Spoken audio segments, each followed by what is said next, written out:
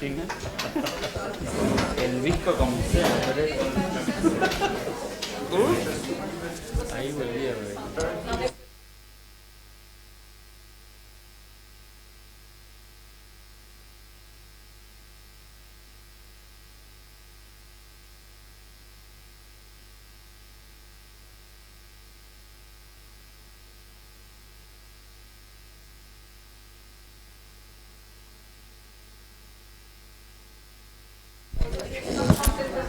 Excuse me, could we go back to the round table, please?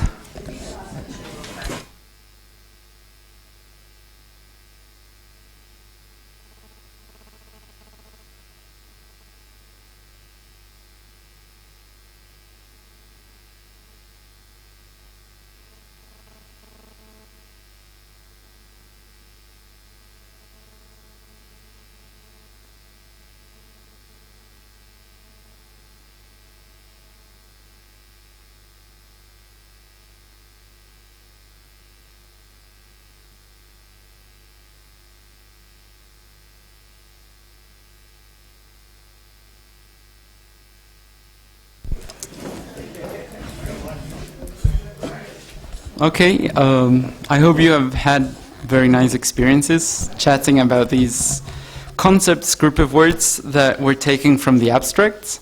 As I have told, not all the concepts were put into these groups, but you can feel free to connect these words with whatever other concepts of words were put into the groups. So what we're going to do is each and every group is going to make a short summary of whatever they discussed, whatever the person finds interesting to share with the rest of the roundtable, and then the floor will be open to discuss any of the issues concerning these two words or any other connection or any other possible connection to these words. So group number 1, Alterity, Equality. Is there anyone? Oh. So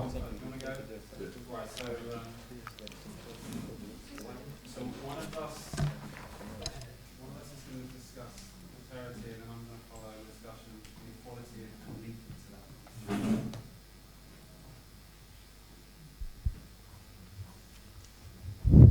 that.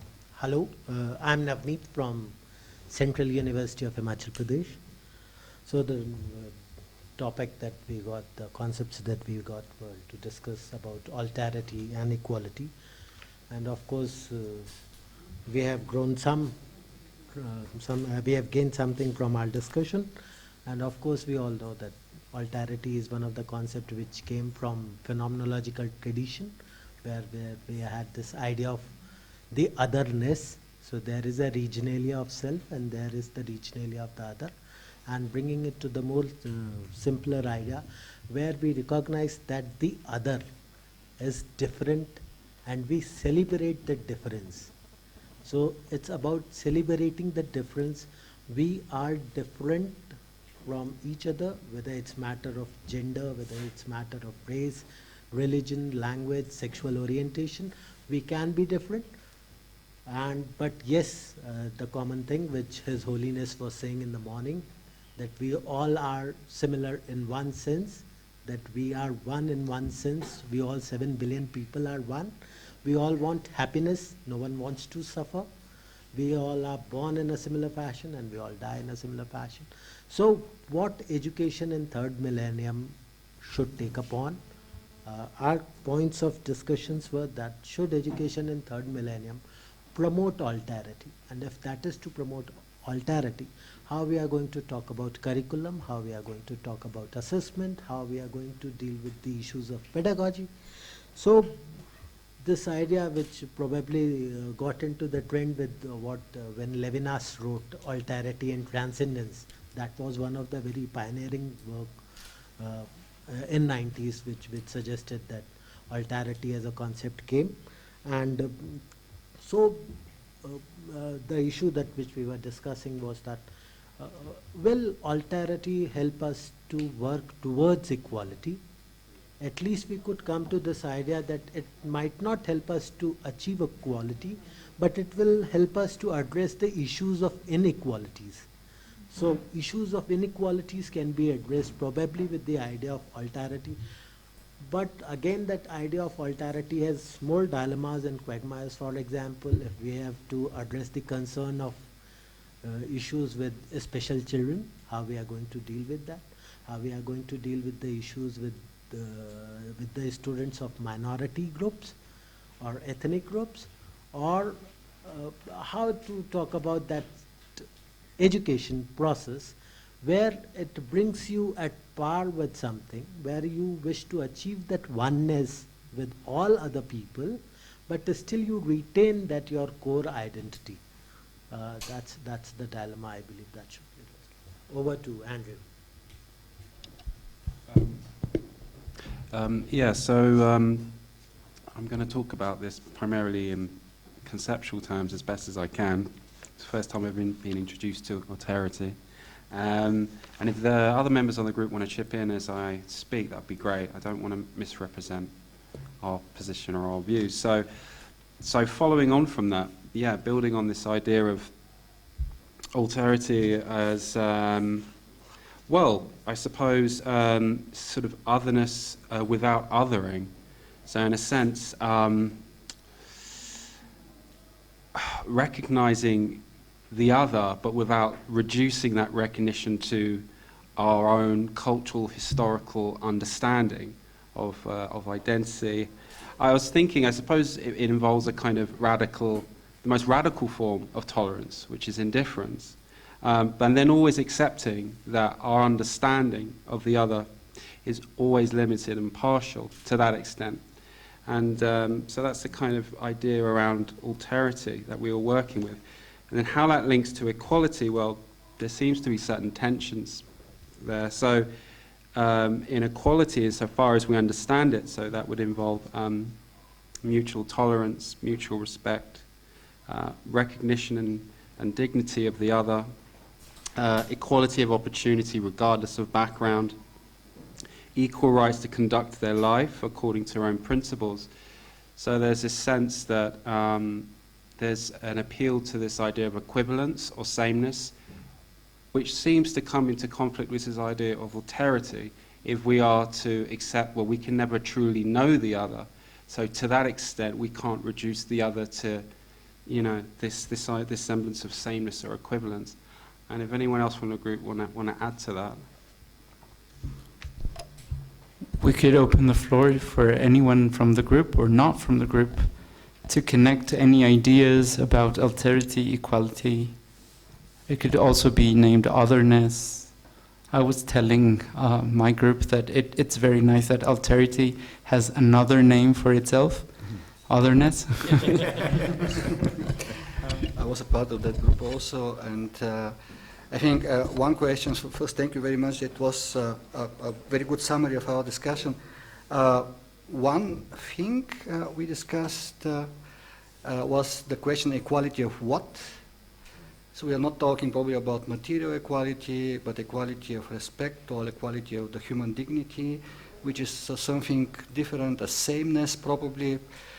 And another topic was on recognition of difference. What is the meaning of recognition? There are different approaches to that. Yeah, the floor is open. I would like to Just turn off your mic, please. articulate two points. One is, I think it's important not to conceptualize the other as an essential being. What the other is always constituted in a relationship. So it's when you have the experience of the other, it's you who has this experience. So we are part of the understanding of the other. The other is not something absolutely different. That would be one point. The other point, I think, interesting are today types of mixture, like hybridity. Things where you cannot say this comes from this culture only, but there are different inputs from different cultures, and a new quality comes into existence. That is the case in quite a lot of activities of youngsters and also their culture of peer culture. And the third point, maybe just a short one. There is a saying which I like very much by Rimbaud, "Je est un autre." I is another one. That means that no, I is another one. That's expressively, je est un autre. Je suis un autre, je est un autre. And what he wants to say with that I are another one, means that there are parts in myself which are other, and which I don't know, which are unfamiliar to me, and they play a role in the perception of the other. And even by getting more aware of these other parts in myself, I get open for the experience of the other outside. That's something actually today, this morning, Dalai Lama said in a similar way. So, just. I have one very interesting input. In Buddhism, there is a famous practice called exchanging self with others. When you do the altruistic practice, there is a practice called exchanging self for others. So then there is a long debate. When you are encouraged to take and think more about others, then you start thinking, why should I think about others? They should think about themselves, I should think about myself.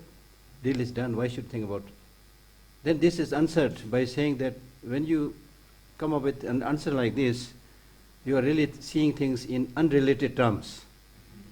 But the reality is not. Just like your hand and leg. When the leg gets hard, hand has to go down. If the hand says, hand is hand, leg is leg, I'm not going to help, they're stupid. The hand has to go down to the leg to massage or to put a medicine, whatever, because of this interconnection. Now more convincingly, at the end of the dialogue, Shantideva says, now for example, look at your body, which today you cherish so much. My body, and you take so much care. I mean, you wash 2 times, whatever, feed and then give sleep, so many things. Then he says, now think for a second from where this body came from originally. It came from your mother and father, the egg and the ovum. So this body, essentially speaking, other, not yourself. But because you called it my body, my body, my body 100,000 times, now you have no problem owning it and calling it your body. Similarly, if you regard others as my brother, my sister, my fellow sentient beings, my human beings, gradually you will be able to regard that recognition and that compassion and love to others. So I think this is a very important point.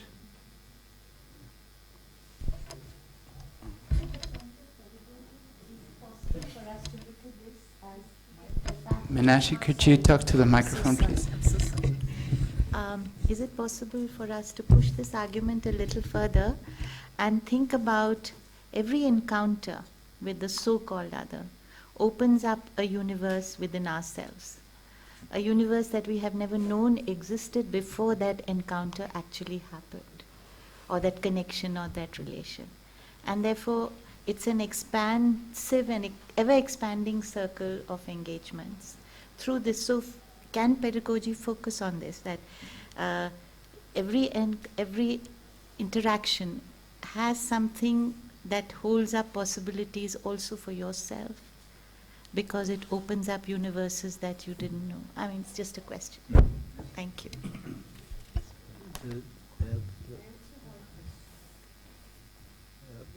One of the idea which he was suggesting, and so was in ancient Indian wisdom also we have this notion of non-duality. So Advait, so we are two. There is the idea of the other, but it's not the other.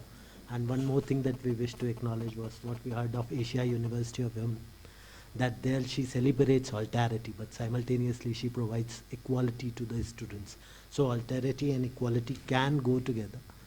And regarding the issue of pedagogy, and it opens up, yes, every class, every interaction, it opens up, yes.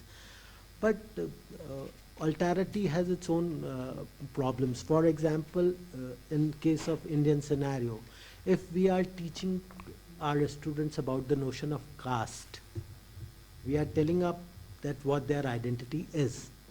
But once we tell them what their caste is, how we are going to evolve a caste-less society. And without teaching caste, we can't evolve a caste-less society. So these are some of the issues which do navigate between alterity and equality, and these are some of the dilemmas which education in third millennium, it should address, that if we need to evolve about. Just to react to your question and also I think to your contribution, we talked also about that alterity is probably on a more deeper level than superficial encountering with others.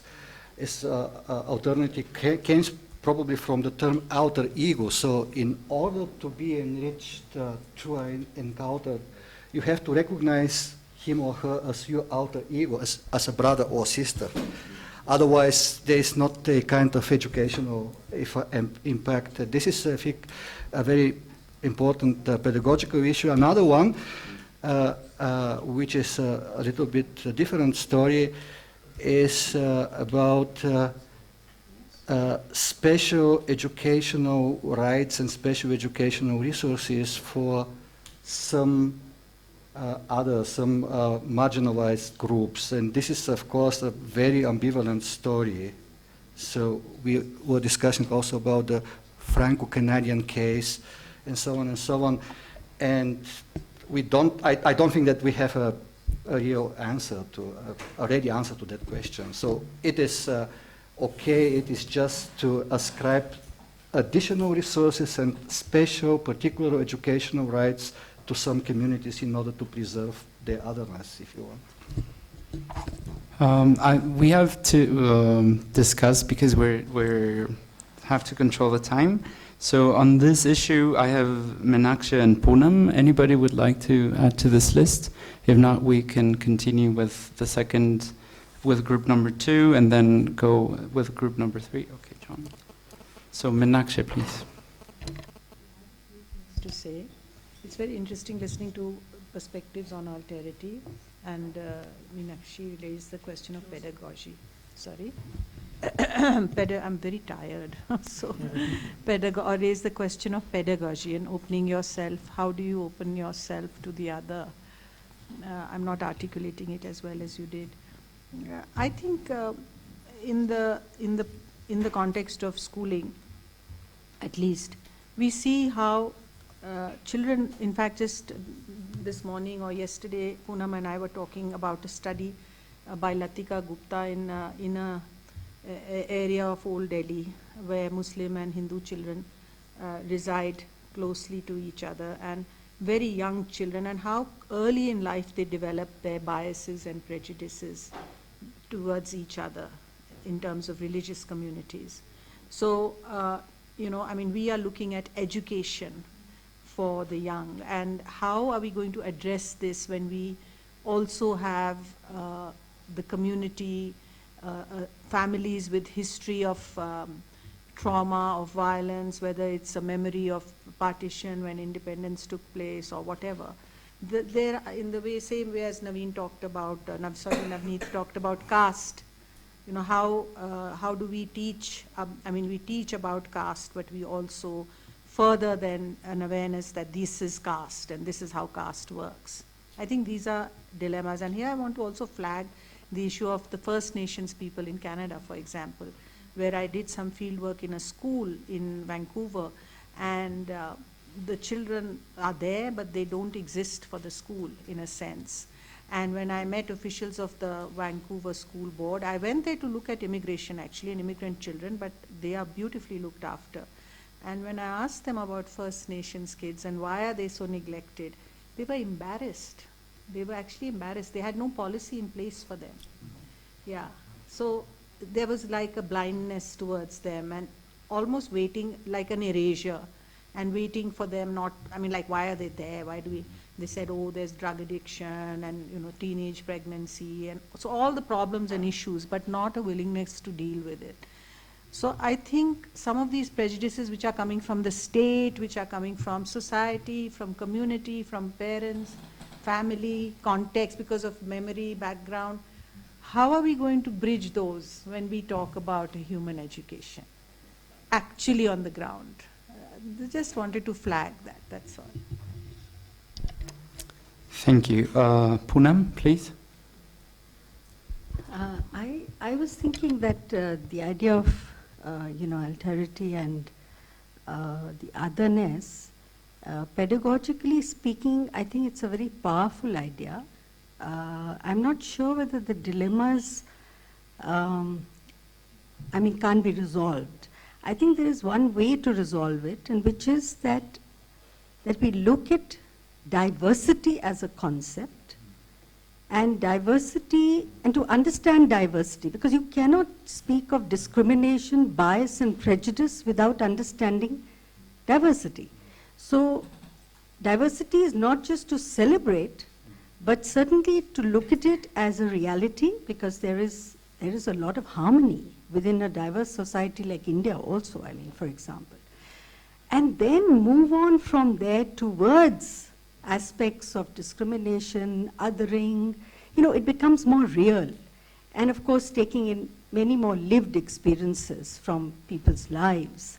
And I think there's an excellent concrete example of this in our middle school textbook post-NCF 2005, which is Social and Political Life.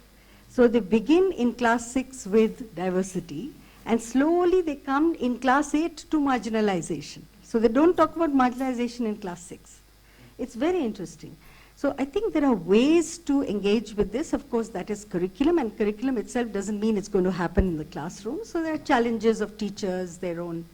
But it's a very powerful concept to take and, talk around othering and otherness, but beginning with a more positive concept of diversity, I would say. Thank you, John. Usually when I think of alterity or otherness, I think of the other, not myself. But then when you brought up the issue of that we are all our parents, right? And maybe, yeah, there is an other inside me. But then I started thinking from there, we haven't really talked about this issue yet, and I think it's important. What about transgendered students? They're not only their mother and father, and when they make the decision to transition, they don't say, I want to be 100% my father or 100% my mother. What they become is medical procedures. They become technology. They become a pharmaceutical combination. So their alterity inside themselves is more than a binary. And then think about intersex students. It's the same thing. What are they when they're born? It's ambiguous. Traditionally what societies did, at least in Western society, the parents decided immediately. Doctor comes in and said, we don't know the gender. They say, well, it's a girl. We always wanted a girl. And then those people that were immediately decided, some of them said, I'm not a girl. I feel more like a boy. So they too become more than a binary. And we are entering a period, at least in some areas, where we're finally recognizing that these students exist. And we're wanting them to be part of our democracy, our society. So I think that issue should be dealt with too. Randall, and we're moving to group 2. Yes. I guess I want to second some of the things just said. I think there's a way of talking about these things that is, from my point of view, less mysterious than talking about alterity. When we're going forward, I wonder if thinking about what kind of audiences we want to reach, and whether it might actually be better to avoid a philosophical term of art if the word diversity and other more ordinary, familiar terms would suit. My focus has been on what are the right ideals for what we're trying to achieve educationally. And the word alterity it tells us, I don't know what it tells us. It doesn't feel particularly helpful. So what are the ideals we're trying to achieve? Is it mutual toleration? Is it something stronger like respectful engagement?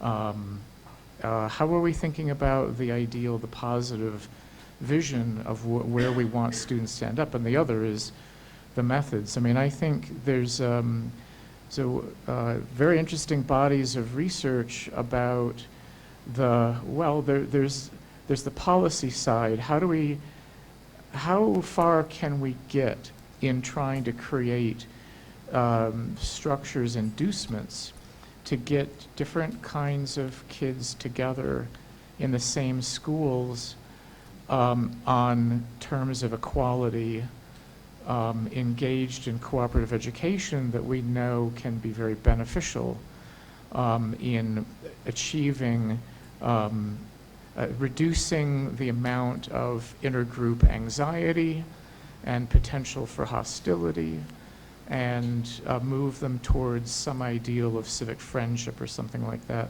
We also have a very interesting growing body of research about indirect forms of intergroup contact. So there's an important body of theory and research, intergroup contact theory, that would be, from a pedagogical point of view, would be a key place to start, I think. I'm sorry, just one line before I miss this very important point. You said it, but I want to emphasize this point. When we talk about other or otherness, we should always think there is no other or otherness which is not related to us. There is a related otherness. There is a related other one. As soon as you give this recognition of relation, then as you very clearly highlighted, you see. Okay, the thing is, we have already 4 more groups to go. Maybe you could connect that to another concept or word. Yes.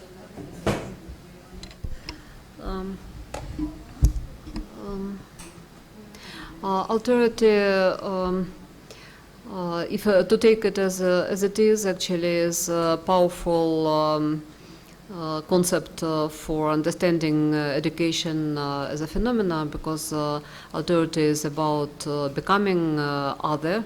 What is actually the process of changing, the process of growing. Education is about changing and growing.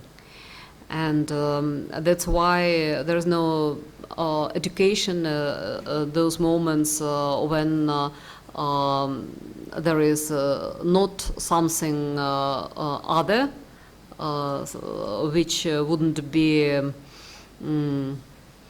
what should I say, mastered by a student, and which wouldn't be met in the process. If there is such process of meeting others, then there is a moment of learning, moment of education. And if we recognize this as a core, as a main seed of the very process of education, then there is a great necessity to present this concept for teachers, for future teachers. And that is really urgent, because teachers become quite conservative after a short period of their work. They become quite conservative, and that means they lose their power, their ability to be real educators.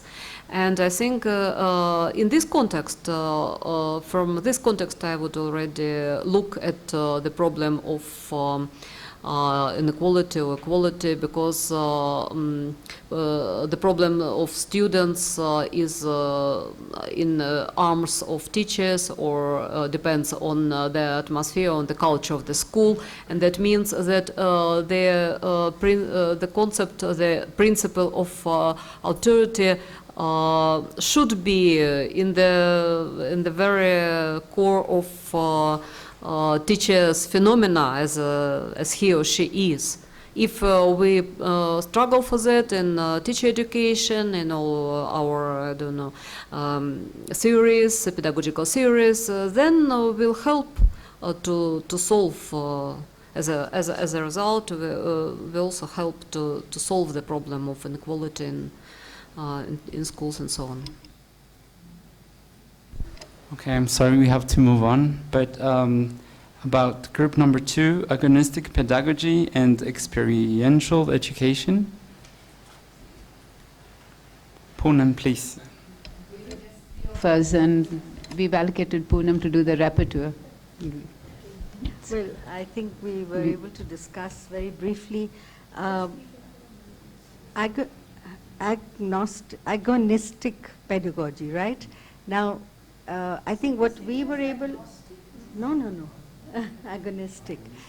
What we tried to understand, and I think basically Renato was able to explain this to us, that it really means a kind of resistance, actually, to conforming or whatever.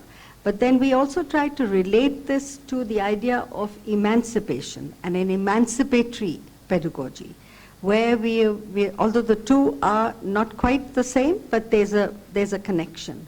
So the fact that in any case we begin with the premise that education is political and it isn't anything neutral, no matter how much the system tries to project it. And the most significant aspect of the education system that actually continually projects it as neutral is the public examination system, which is the most unfair, but it's presented as the most neutral and the most fair system. But so we were able to discuss how pedagogy can be emancipatory by way of enabling the experiences, and that's why we related to experiential education as well, by way of bringing in experiences of the learners, of the students, whether it's at the primary school level or high school or higher education, as part of a curricular discourse. So curriculum is not something that's just within certain kinds of, covers of books, but something that also evolves out of the lived experiences of people who are being taught and who are being engaged with. Although experiential learning, yes, we did think of it as something that comes out of experience. A lot of the time, it may be thought of as something that happens outside formal arrangements of learning. Something like how a potter's child would learn pottery, by way of everyday observation and doing. But we also thought that there are lots of other ways of looking at experiences. It's not just about empiricism, but it's also about, in the Deweyan sense, to actually give certain kinds of educational experiences within the classroom. And educative, he even talks of miseducative experiences, in fact, very interestingly. So it's a question of how those experiences, when they're brought into a learning environment, can also enable an emancipatory education. So in that sense, we try to connect the two as well. I don't think that they are disconnected in any way. But the key thing is that we're looking at pedagogy that brings the student, the learner, to the center of the learning process, and by way of enabling learners to look at their own environment, their own conditions, and perhaps even a Freirean stand comes in there, the whole process of conscientization, the process of looking at one's own milieu around, and understanding it. Some of the points have been made in these abstracts, actually, if one looks at it. But I think, I don't know, you can add some things if you'd like. I think, Poonam, you've summarized it very succinctly. We were just the three of us, and I must admit, for me, experiential learning was a much more familiar term. I think in the UK we use experiential learning rather than experiential education, at least outside of the education science. And we have something called the APEL, you probably are familiar with it, which is Accreditation of Prior Experiential Learning. So what I brought to the discussion was how do you evaluate or accredit when you're admitting students to, say, university degrees? How do you take into account their informal learning, which takes place outside of the classroom, and then value that, accredit that, and give them a place in the university? And it was a nice learning experience for me, which Poonam was trying to show how yes, learning takes place both formally and informally, but experiential education is always trying to bring the experiences of the child in the classroom. And we were thinking whether this is driven by the size of a unit. In very large universities or schools, is it possible to, how do you deliver that in terms of the content and delivery? It's a question. In a smaller place, I suppose small group activities, you can embed that in a curriculum where you're giving plenty of opportunity and time and space for students to reflect on their life experiences, bring that to bear and assess. But I don't know how one does it. And we were talking about the different systems and the capacities of the different systems to enable. One of the critical spaces will be teachers and Right. it can't happen through a curriculum of the school or in higher education, but it will be through an engagement with the educator, with the educator, whether it's at the higher level Sure. or. Yeah. I think you want to. So we open the floor. Somebody would like to add something. It's not necessarily, you don't have to relate to these terms, but to whatever agonistic pedagogy is or experiential. I just would like to add that whoever brought this term agonistic pedagogy was trying to differentiate it from violence, taking the word from Greek agon, which is a fight, but a fight in that sense that is positive. It could be eruptive, but not necessarily violent. Or maybe violent, but in a sense that could move different things around whatever we are teaching. Yeah, please. Yes, thank you very much for that, Renato. I really like this notion, and it brings me back again to Plato. You know, coming up from the cave is not an easy journey. It's a struggle, and the one being dragged does demonstrate a lot of resistance, even though we could argue, you know, it's a need to become emancipated. And I think of Geert Biesta. He talks about a pedagogy of interruption. So we have a manner of being, and we could be even in a flow zone, but the educator is the one who comes to interrupt and to ask and suggest, you know, are you really doing what you ought to be doing? And so I'm developing a pedagogy of confrontation to push this a little bit more, but it's not a violent confrontation, it's being confronted with a mirror. Yeah, it's a Kierkegaardian mirror, and we can be confronted with ourselves in many ways. And I think sometimes that the whole notion of emancipation and resistance really do go together. And in order to achieve a certain level of harmony, sometimes there's a level of confrontation and engaging with some of this resistance to begin with. So I'm really attracted to this notion. Thank you. Yeah, could somebody just explain what is the case for agonistic pedagogy and clarify what it is? I mean, the word agon means contest, and agonistic ethic is not an attractive ethic in the least, right? So an agon is something that someone wins or loses. Oh, no. Yeah, it is. I mean, that's the point. In an agonistic ethic, you only earn respect by prevailing in a contest. So I know that's not what we're talking about. Yeah. Just a point of language. So I mean, my first question about the promotion of an agonistic ethic is, what's the case for it? I was agonistic pedagogy. What is it and why? Yeah, I was not proposing that word. It appeared in page number 10. Yeah, and it was put, like, actually Poonam wrote about that, but it was put into agonistic pedagogy and other approaches, the oppressed and education for emancipation, intellectual, id est individual, social, political. Yeah. But whoever wanted to put it, maybe he or she would explain. That is the idea of highlighting conflicts not hiding them, not covering them, not ignoring them, but using them in education.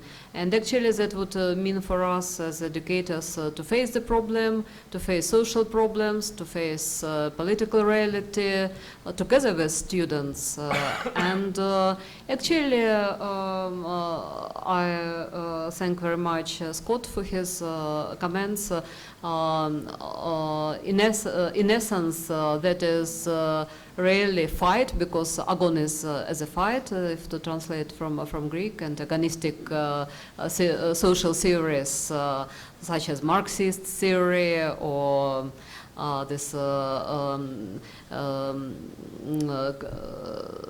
critical theory of Frankfurt School. Also, all of them are just part of agonistic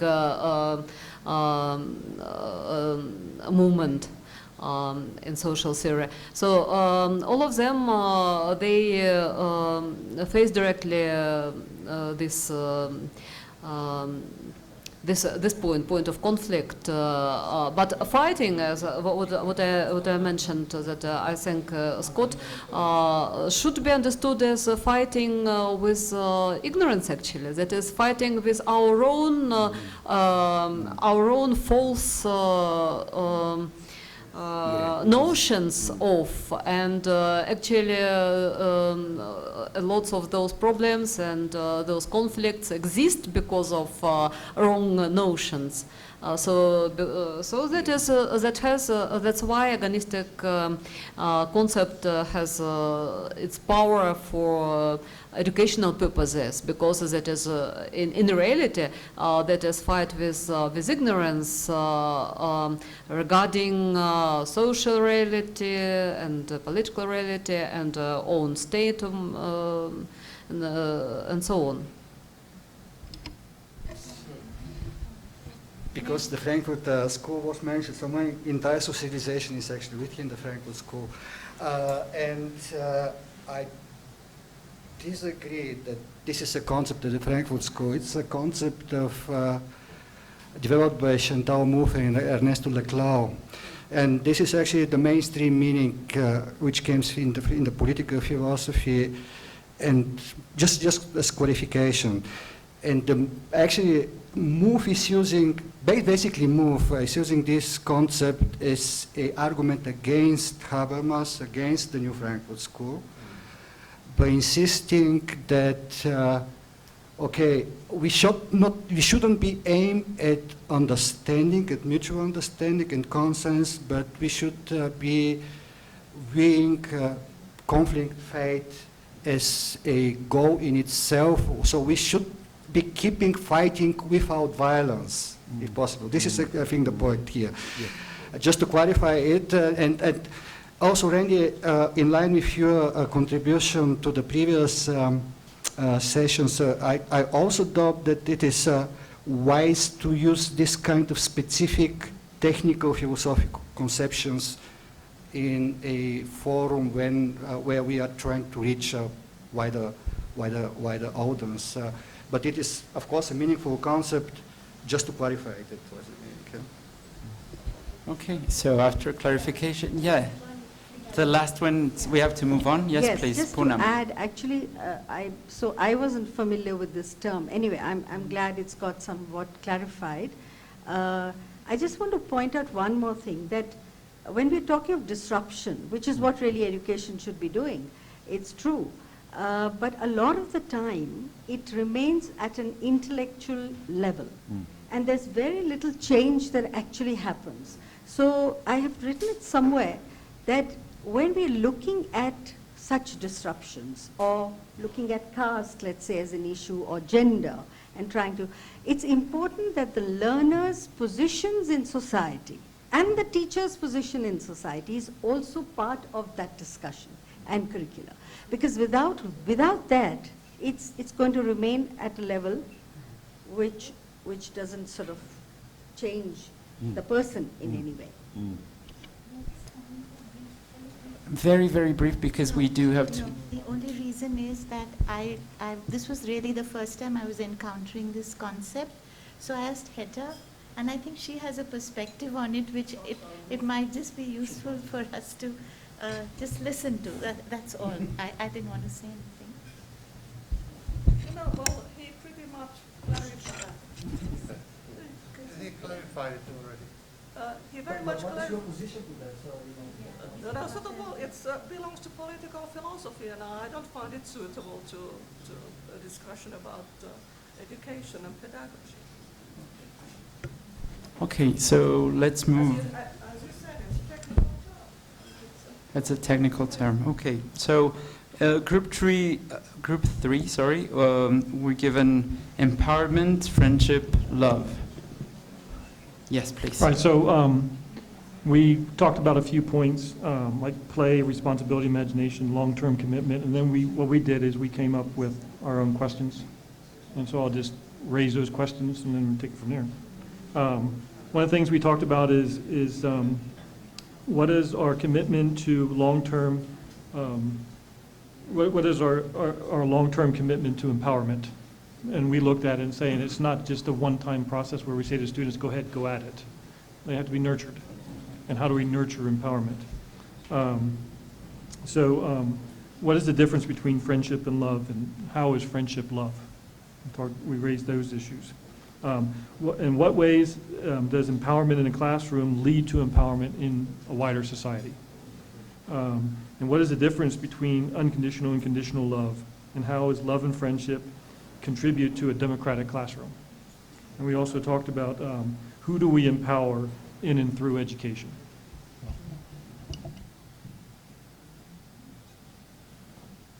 Well, in our Berlin study on rituals and gestures, we had a lot of discussion with students.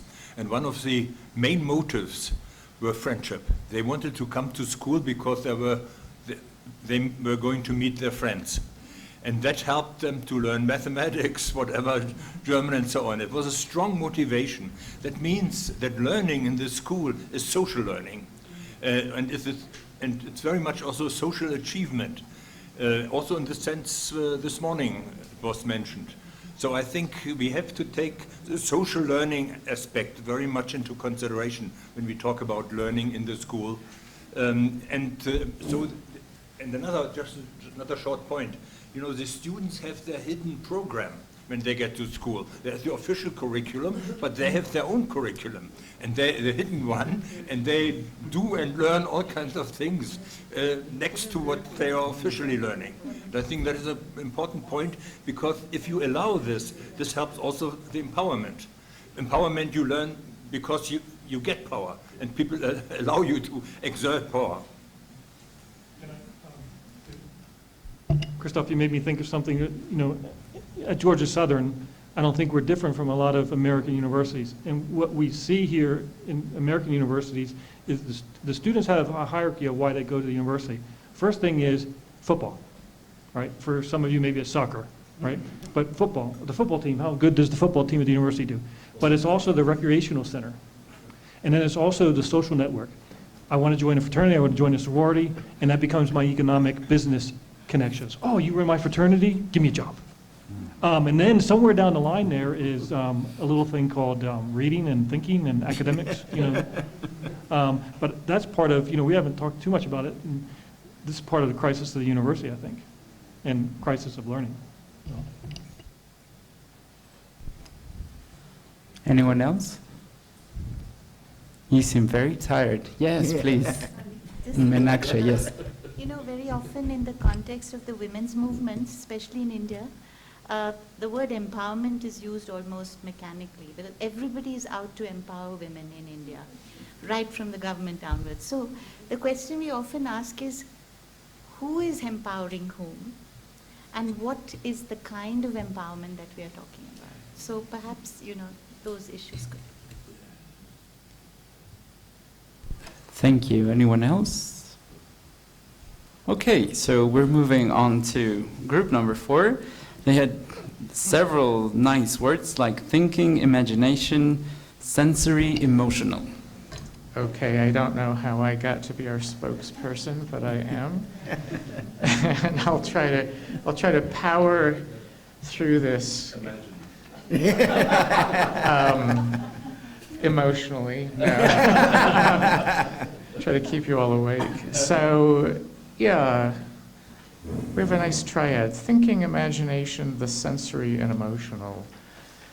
And I guess beginning with the what seems inevitably to be teaching for thinking, for imagination, and for something like emotional self-awareness, maybe emotional self-regulation, something like that.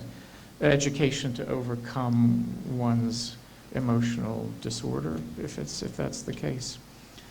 In the realm of thinking for oneself, thinking effectively, thinking critically, different terms that might be brought in. Education that stimulates the imagination. We thought the why can, for all three of these, can be unified under the idea of human agency. So there And are 4 of them. well, we didn't talk much about the sensory. It was sensory/emotional. So yeah, we can, someone else can fill in the sensory part. My feeling was we didn't actually get to the sensory part.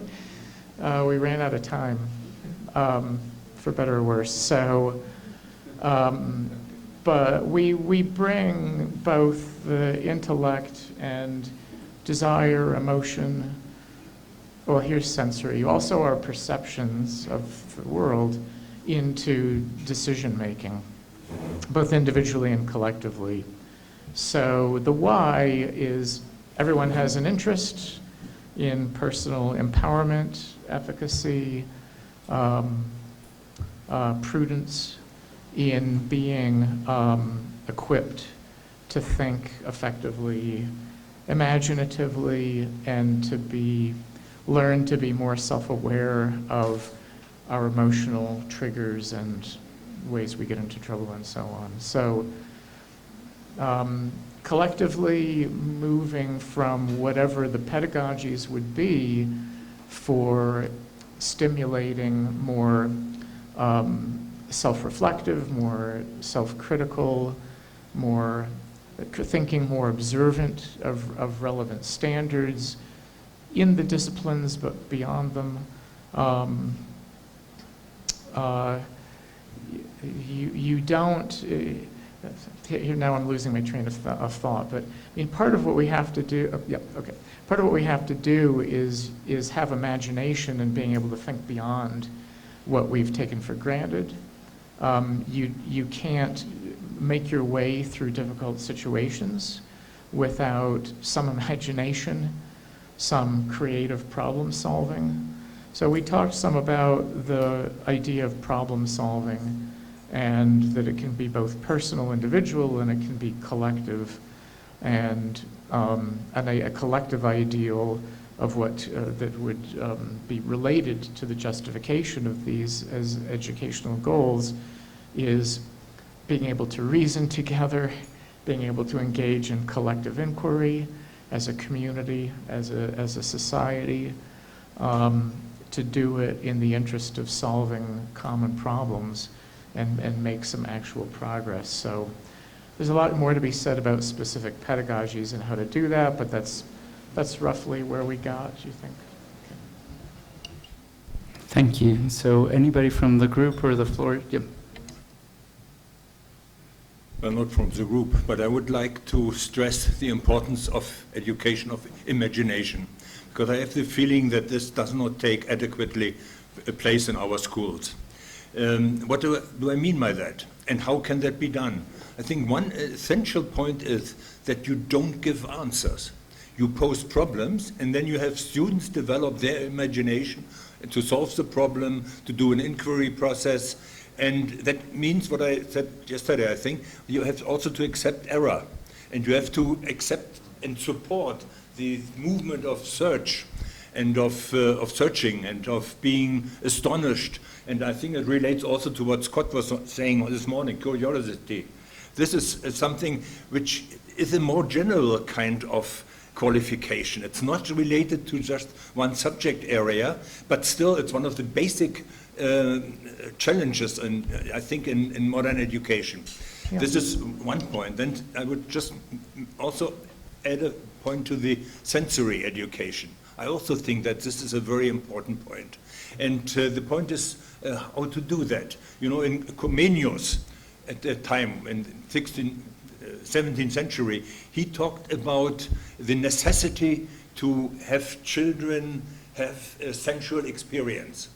Today, this has changed. I mean, they have all kinds of sensual experiences with images. And the point is, what in my view is important is they have to learn how to deal with images. What is an image? How does that, what role does an image play for the imaginary, for the development of the imagination? All these processes related to the sensuous experience are very important. And even in elementary school and so on, you know, why taking a model of something when you can get the real object? So that means also exploring the materiality of our culture. And all, you know, if you take a table, this is a cultural product. There's a lot of things to say about a chair. There's also a lot of, you know, it was once a throne. Today we are sitting on the same level with each other. It's part of democracy these days. Earlier it was very different. And so I'm not saying that you have to teach this to students, but I'm saying that an awareness of the culturality of the material, and that means also of the sensitive experience, is extremely important. And in my view, there's a tendency to take sensory experiences only as information, mainly with the new media. And I think this ruins the quality of what pictures are and what can be done with pictures, just as an example.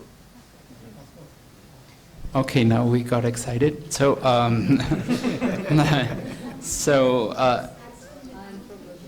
yeah, I'll start with the people that were in the group. So, yeah, so Meenakshi and Margarita, please. One of the issues we talked about was the importance of critical thinking and imagination to be able to enable us to make considered choices. That was one.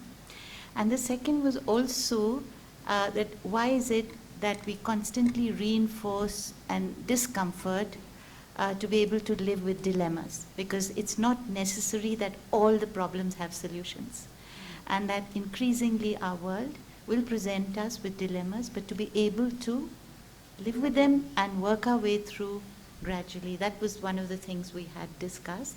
And even as Professor Wolf talked about the global visual culture, we didn't discuss it, but how does it impinge on our imagination? Do we have any autonomy given this pervasive visual global culture which is out there? Just wanted to thank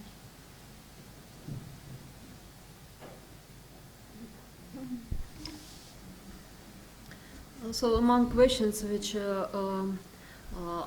I understood, we had to raise according to the task to find tensions and to raise questions, it seems that there is a question how to link these four critical thinking and imagination and emotional and sensory learning. And another question I got about emotional learning. Actually, there can be a case when even emotional learning could be used with instrumental goals and can become instrumental kind of learning, although the goals which were intended are completely different. But if we take as an example positive psychology, what we also touched in our discussion, and if we think that educators would start to teach students to feel joy or happy and so on, and then again these are being named skills, soft skills nowadays, and that means that our colleague psychologists are already ready to start to to access them and to calculate by their own psychological methods, and again these skills will become outcomes.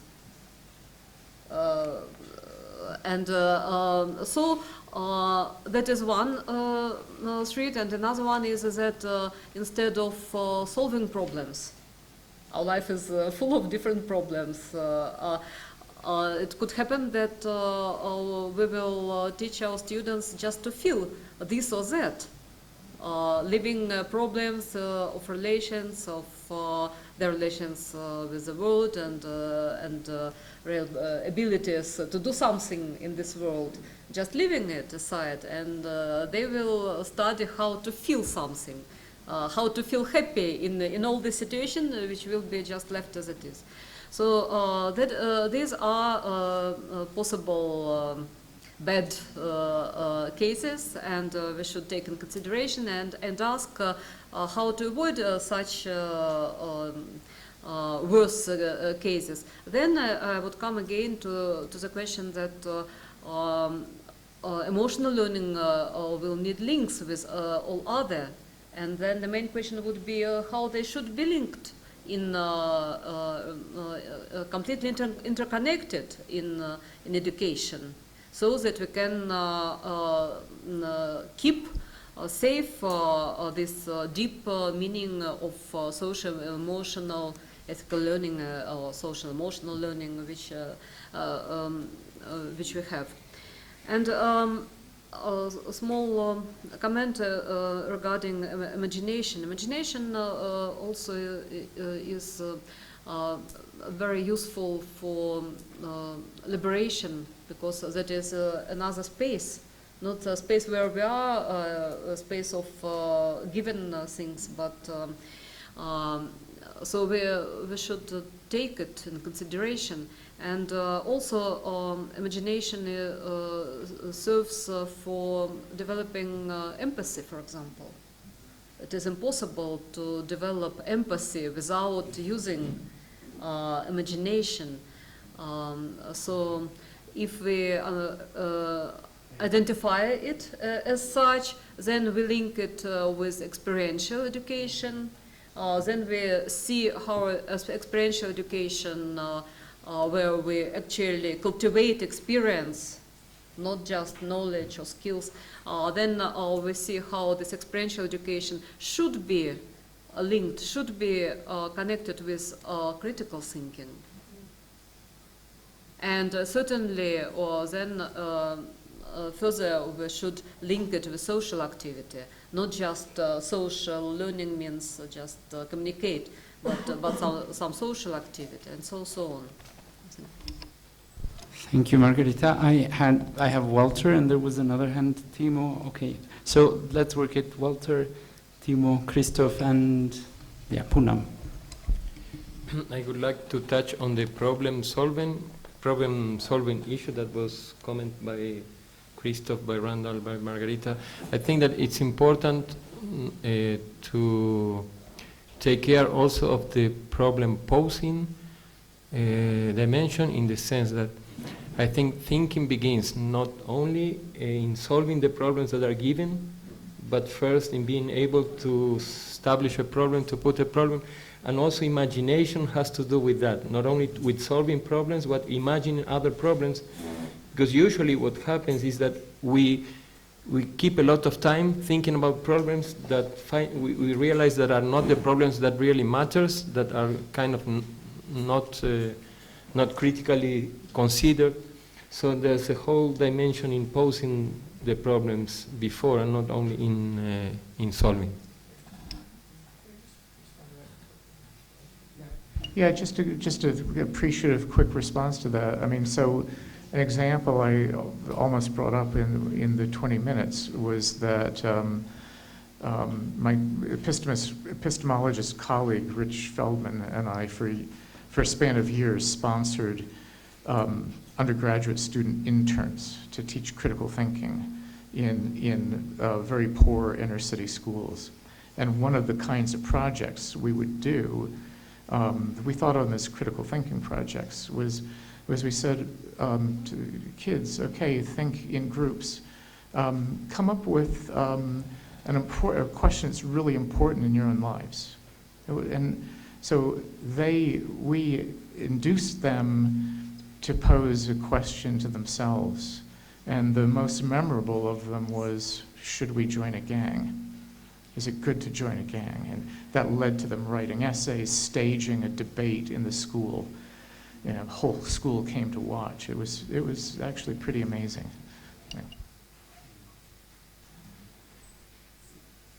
Okay, thanks. About the dangers of imagination. I don't know how well this applies to schools, but I tell you the story at the university level, philosophy teaching and learning. I taught philosophy for 45 years at the university level. And during the last years, when I was teaching, I met this surprising phenomenon that sort of left me flabbergasted, really. There was a new generation of students who came in who had this kind of imaginary view of the world, totally disconnected with reality. They were the children of rather not underprivileged families, good middle-class students entering an elite university, a famous department, and they were very proud of their status. And when they came in, they had developed this kind of imaginary view of philosophy, namely, they already knew what philosophy is and what the answers are. And they knew what they want to learn, and not only to learn, but they already knew what the answers are.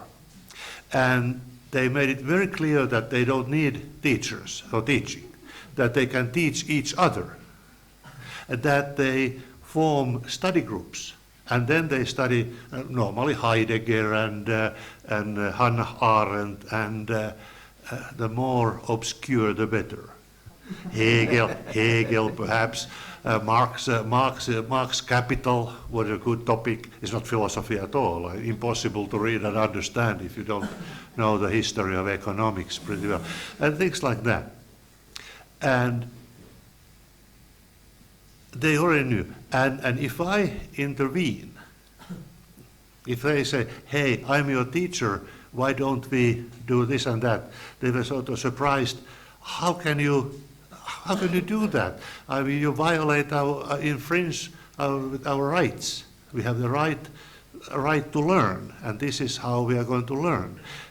Not learn, but sort of explicate to each other what they already knew. And if you tell them that that's right, you can't argue like that. That's not philosophy. That's a mistake. Oh boy, that was a mistake from my part. Authoritarian totalitarianism, something like that, paternalizing them so intolerably. You couldn't criticize them at all. And then I retired. Lucky me. Because in a certain way, these students had created an imaginary world, which they mutually supported, and they reimagined the imaginary world amongst each other.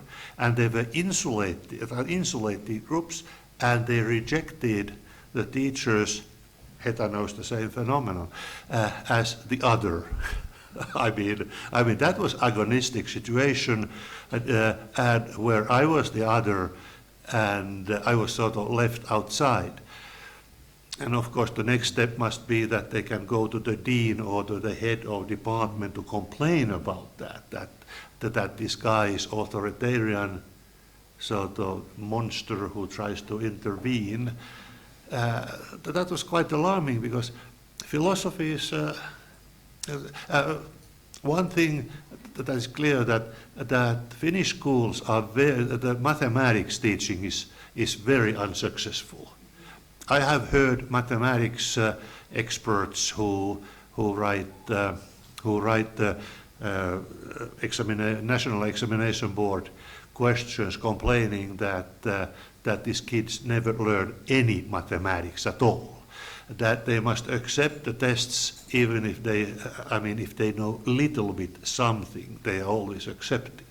And that must be one of the why they can't learn mathematics, because basically, as I understand it, mathematics teaching is pretty authoritarian. You cannot imagine your own mathematics. That's a disaster, right? 2 + 2 is 4, and that's it. And you must learn how to think mathematically. And the same is how to think philosophically. You cannot learn it from books or just discussing issues with your friends. You must listen to some real philosopher doing their job and show and tell. This is how you do philosophy. This is how you argue, and this is right. This is wrong. You cannot really go to a conference or write a paper and publish it if you argue like that. It's ridiculous. And those are the dangers of imagination, really, because imagination, detaches you from reality. And reality is a valuable thing, I think. We should keep in touch with reality. At the same time, I agree that imagination is an extremely important thing, and we cannot live without imagination. Life would be terrible without imagination. Thanks.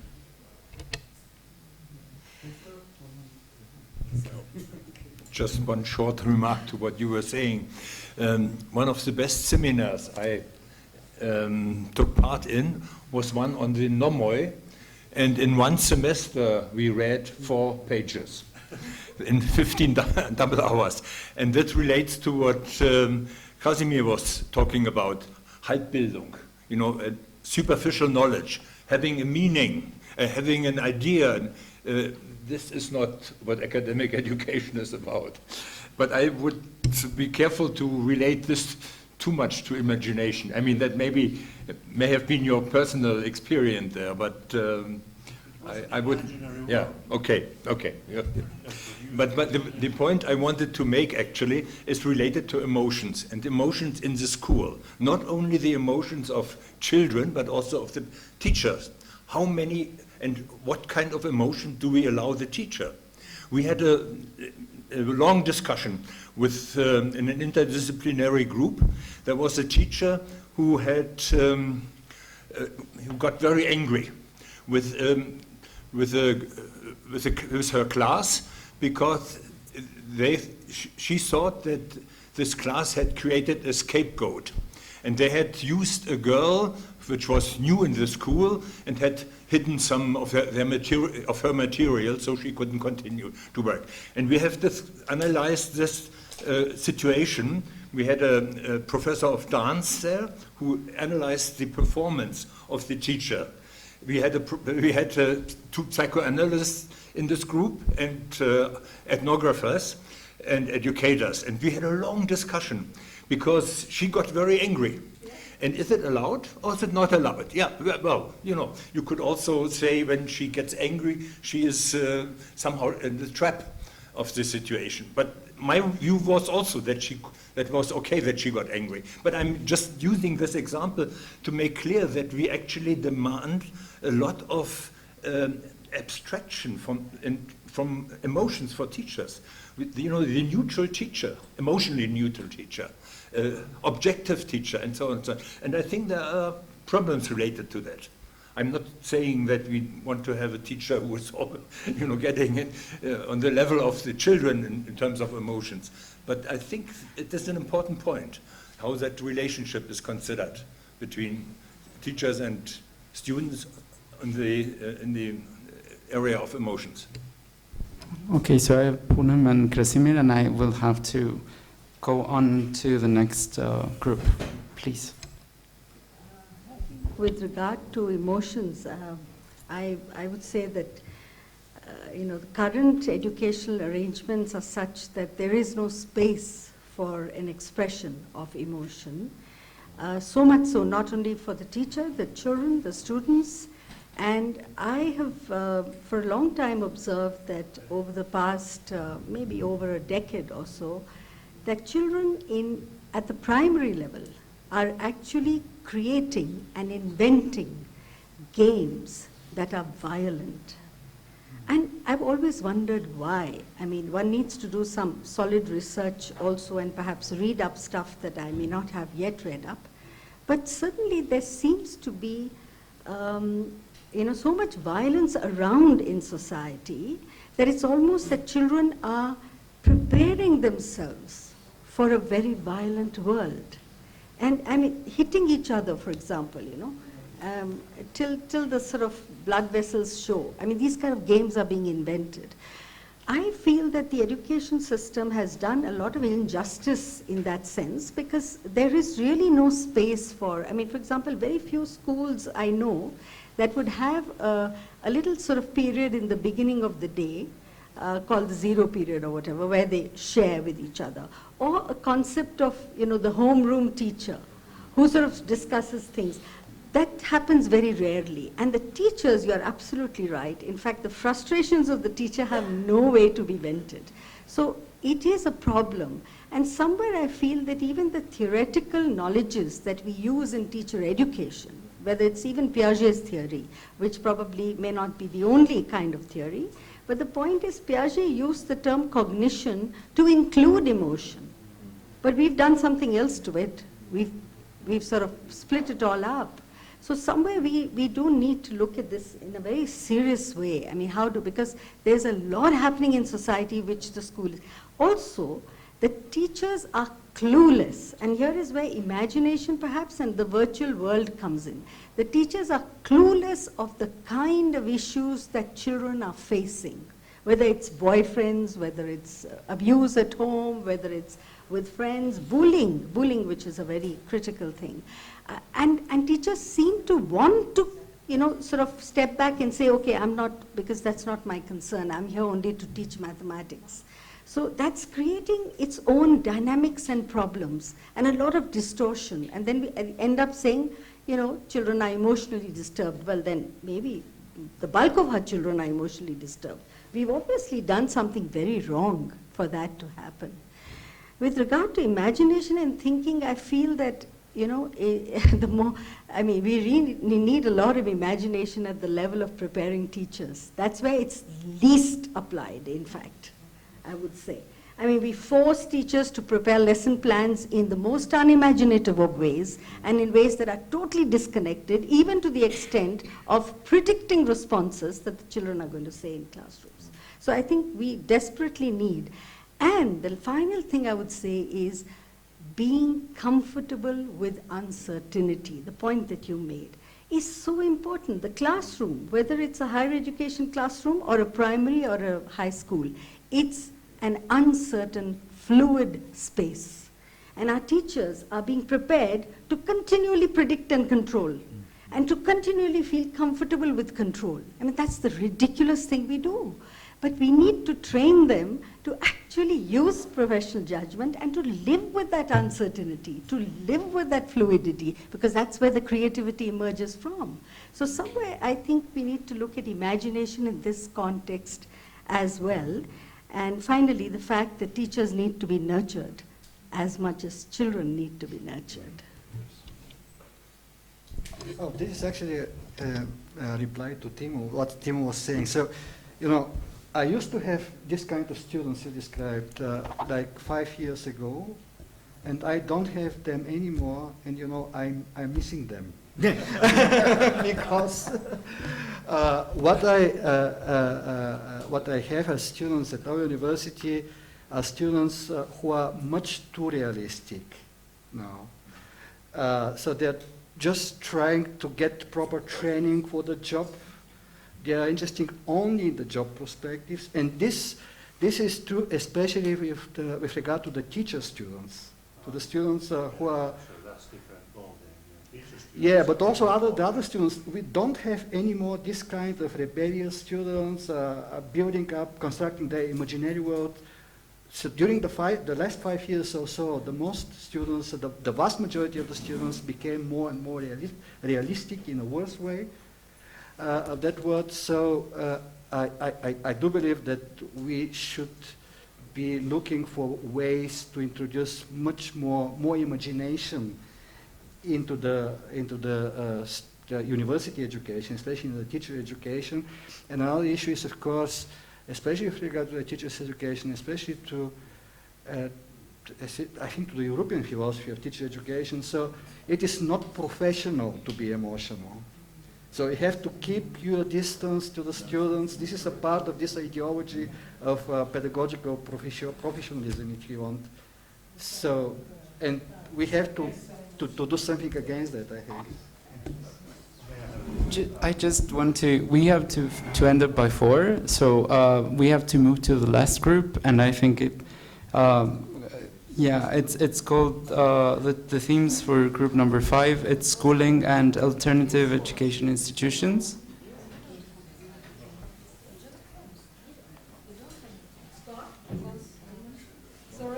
May I interrupt for a moment our moderators, because I would like to remind you that we have only 24 hours in a day, and tonight we should complete everything what we can do together, and we have to finish by 4 to start with our memorandum, which we actually haven't started to work on, and we have to work on it and to finish with it, and afterwards we have to have our strategy meeting. Otherwise, we say goodbye to each other without any real, negotiations about what, how we can come towards this World Forum together.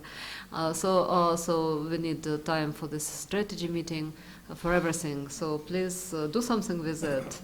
Okay, you can skip if you want 5. I would like to skip 5. Maybe we should just hear what the group discussed and then bring that to an end. And everything we can say about school, we could stay here forever, or alternative educational institutions. So is that okay with everyone? Okay. To be extremely brief, we have been focusing on this conference on human education and the importance of addressing the neoliberal focus, but that's not to say that we're opposed to training and preparing people to be able to enter into the workforce. And we would actually see that as being part of emancipation and empowerment, that students are able to engage with the curriculum that does provide them with knowledge and skills. So we're looking at the notion of training not necessarily being opposed to education. It's distinctively different, and so it's a matter of how to bring them together. And so the whole idea of alternative tended to lend its way there, but we ended up challenging that as well. And I'll pass it on.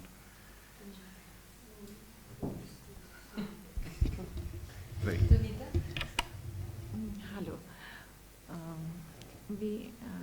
When we were discussing schooling, the notion that came was being schooled. Being schooled is like being regimented, right? Shaped in a certain manner as a product. So the idea of schooling, we contrasted with the idea of deschooling from Ivan Illich. So schooling is what has been, we've been critiquing it all along, the whole phenomena of measurables, standardization, uniformity, competition, and the controls and manageability, and which is where the human element gets lost. Right? So the idea of deschooling, wherein the alienation is not there, the connectivity is there, the whole human can be seen not just as a product. So the idea of schooling is really about production and reproduction. And this is, every phenomena, every procedure is really about that. And it is controlled by various agencies, I mean, whether economical commercial or political. So the control phenomena comes with schooling and deschooling, and then therefore the need for education. So schooling and education are usually contrasted. To be educated, you really have to be skilled also, productive also, and at the same time be very responsible in all your freedom also, freedom and ability to think and decide and act. So therefore the need for some other kinds of institutions and the alternative. Would you like to? Yeah. Okay, just in the sense of schooling, it occurred to me that whilst absolutely schooling we considered as the formal process, but is that all there is? And why is schooling so important? And without trying to say that therefore all children should not have access to schooling or should not be enrolled, at the same time problematizing schooling. I think I'm really influenced by the work of Sharda Balagopalan, who's worked on this, and how important is it for children who are out of school to be actually in school. Why are they out of school? What other kinds of learning do they have? Whether these are children who are rag pickers or agricultural workers. What is what other aspects of learning are taking place, and how irrelevant formal schooling is for them. I think so therefore we need to consider that as well, the critique of a formal process of schooling. So we also talked about alternative educational institutions, and here one of the dilemmas we noted was two dilemmas. So what do we mean by alternative? Because actually what we consider a lot of alternatives education institutions are actually mainstream. And here we tried to look at certification or accreditation as the main sort of source of, or the main point regarding whether they are really alternative or not, because they are affiliated, most of the alternative institutions, educational institutions, to school boards of different kinds. So in that sense, they are not really alternative. The only difference is in terms of the school culture and the school experience thereby for children. Perhaps it's a more holistic approach to education. The school experience is different for children, and they come out in a different sense, but they are mainstream. The difference we found with really alternative schools is schools where they don't accredit, and here we were referring to the Aurobindo schools who have their own, in India at least, where they have their own certification and their own process, and also the Gandhian school, we talked about the Lakshmi Ashram up in the mountains where they are educating young women of the region to be skilled and so on without or they are affiliated to some university you mentioned, right? Yeah, some university. So that was one tension we found. And so what really do we mean by alternative? I mean, what are we looking at? Are we looking at the Steiner schools or the Waldorf, what are we really, or Montessori, what are we really articulating when we say alternative? Because many of these are mainstream. But what they do inside, in that mainstream culture, is provide a different ambience or a different school culture. That is perhaps what we need to focus on for is it providing the kind of human education that we want to pursue? Perhaps we could look at some institutions to see, and there's research to show to what extent it's happening or not happening. In this context, now I'll hand over to Christoph, who talked about a different experience of school experience, because we then came down to, in terms of considering alternative school educational institutions, to school culture. So is it really the school culture that's alternative? And here Christoph provided examples of traditional schools and how school exchanges between traditional schools result in very different experiences. Please tell us. I'm going to describe shortly is a project of youth exchange between a school in Berlin and a school in Paris. And the kids about 13 years old, spent 1 week, the German kids in Paris, and then the French kids came to Germany and spent a week in Berlin. They lived in the families of their counterparts, and the research project was carried out by 6 professors, 3 French and 3 German, and the idea was actually to stimulate also the French-German understanding. You know, there's the 1963 agreement. There have been 8 million youngsters exchanged since that time, and the idea is to also stimulate that in order to build up a mutual understanding and also create a basis for Europe. That's the idea. So what happened here? The children had 3 major experiences. One was the different character of the school. The French school is much, much stricter and centralized and demands much more effort. So the German kids were completely overwhelmed that is the school. These French students had to work in the afternoon, in the evening. When they came home, they still had to do homework. And the Germans said, well, where's your time, your spare time to do what you are interested in? And the French had the similar experience with the German school, said, well, that's not a school. There's no homework, no grading, no demands.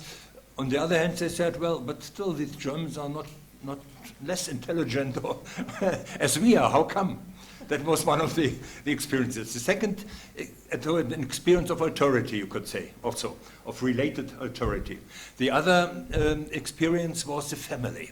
The French family, very different, with a big, beautiful dinner in the evening. The Germans usually have a small dinner, very small dinner in the evening. So they got into another type of family, another tradition of family. Also with some critique from the German students, because they said the relationship between parents and children is there's more distance than they were used to in Germany. And so on. To cut that short, under your pressure. This is that was the second experience. That family life mentality is very different.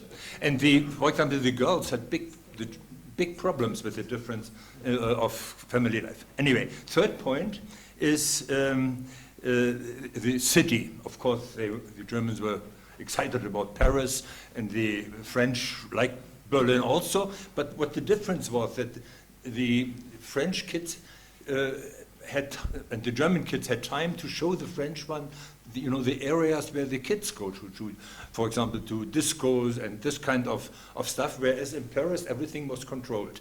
And they complained that they could not really explore the city on the level they were interested in. They got the official program. So all these students wrote about 100 pages of a report on their learning experience. So it was some demand. I have another story, which I'm just mentioning. The idea was that they should have an existential experience. That was a German teacher who taught in French. And what they did is, yeah, but this is really exciting. They participated in what is called an action of Stolpersteine. You know, these are stones which are put into the basement in front of the houses where Jew had been exported. And so such a ceremony took place. The French and the Germans, I'm not going into details, but I can tell you that the kids were crying because there was a lady here who was was a kid at that time and had experienced the difficulties of the Jew family and of the German family who protected the Jew ones and all the fear they had, and so on and so on. So the idea is an existential experience. That means opening the school also for this kind of experiences of authority and existential events. And I think this was an example. Thank you so much. Okay, thank you everyone. So this is, well, the way in which we could discuss pedagogy in a kind of shorter way. But well, I thank you, all of you. I know we were all tired, but I think it was interesting to discuss many of these issues. Thank you so much.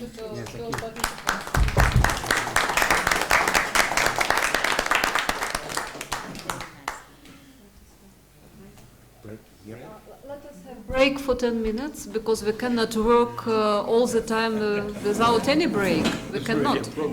And after that we'll start. If anybody wants to just get a glimpse of the library, they can go 10 minutes if they want. Library, if they want to see the museum, they can go. Oh, to the museum. Yes, if they want. And if you want to use, please, if you want to use, maybe let's have